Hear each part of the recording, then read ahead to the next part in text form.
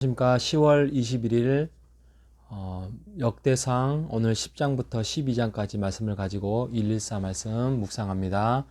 하나님 아버지, 주님 앞에 충성하는 자로 살 때에 우리가 기쁨이 되고 은혜가 되고 또 모든 문제가 잘 풀린다는 사실을 믿고 오늘 하루도 살아갈 수 있도록 인도하여 주옵소서. 살아계신 예수님의 이름으로 기도합니다. 아멘. 예, 이제 역대상의 족보 이야기가 끝나고 이제 다윗 왕이 되는 과정에 대해서 오늘 이야기를 하고 있습니다.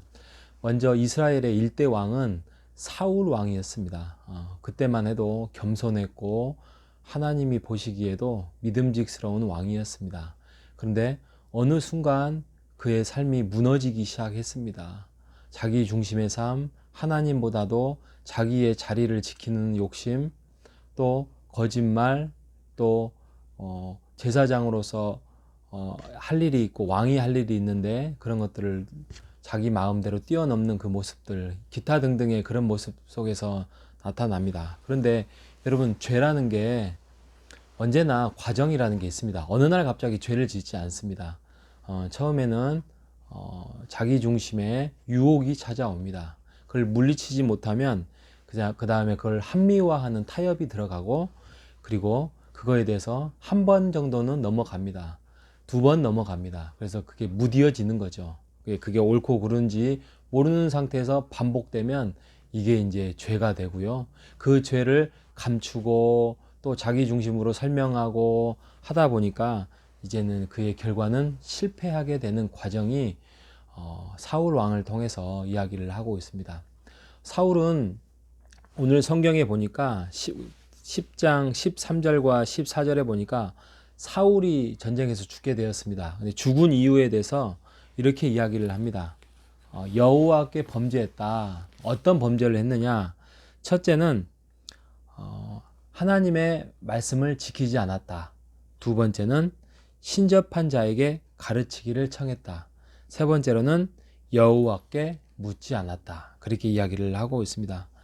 하나님의 말씀을 무너지고 자기의 말씀을 쫓아갔고요. 두 번째로는 신접한 자는 하나님을 쫓지 아니하고 우상을 숭배했다 이야기고요. 세 번째로는 여호와와 함께 교제하지 않고 자기 인생을 살아갔다라고 이야기를 하고 있습니다. 우리의 삶이 그런 죄와 가까이 하지 않은 그런 삶을 살기를 바랍니다. 자, 11장에 가면 이제 다윗의 용사들이 많이 나와 있습니다. 그래서 다윗의 용사들의 전개가 또 하나의 족보처럼 굳이 기록할 필요 없을 것 같은데, 그래도 다윗 왕국은 하나님의 나라의 하나의 모델링이었기 때문에 중요한 그 다윗 왕국을 세워나가는 데에 도움을 주었던 사람들이었습니다. 그러니까 이게 성경이라는 어마어마한 그 역사와 또 말씀에 기록된 사람들입니다. 얼마나 대단하지 않겠습니까? 우리도 하나님의 나라에 그 이름이 기록되는 신앙의 삶을, 용사의 삶을 살아가시는 여러분 되시기를 바랍니다. 예, 그리고 12장에 가면 다윗을 도운 사람들이 있습니다. 막 베냐민 지파에서 또 갓 지파에서 므낫세 지파에서 막 사람들이 모여서 다윗을 세우고 또 다윗을 왕으로 인정하고 이렇게 해 나갑니다. 그리고 그뿐만이 아니라 여러분 한번 오늘 성경을 12장 후반부에 보면 이제 사울의 나라에서 다윗의 나라로 같이 힘을 싣고 힘을 모으는 그런 장면이 나옵니다. 그런데 지파 이름이 쭉 나옵니다. 유다 자손들, 또 레위 자손들 쭉 나옵니다. 쭉 하다 보면 제가 한번 다 세봤습니다. 그런데 므낫세가 반지파잖아요. 반 있고 또 동편에 반 있고. 그러니까 모든 지파가 다 참여했습니다. 누구 하나 인정하지 않고 뭐 그런 게 아니라 모든 지파들이 다 참여해서 다윗을 헤브론에서 왕으로 삼고 세워나가기 시작했습니다. 그래서 그들은 그 자리에서 잔치를 사흘 동안 벌이죠. 음식을 떼고 또 같이 축제를 하고 또 한마음을 품고 그렇게 이야기를 했습니다. 여러분, 다윗의 성품이 좋았을까요? 아니면 다윗이 싸움을 잘했을까요?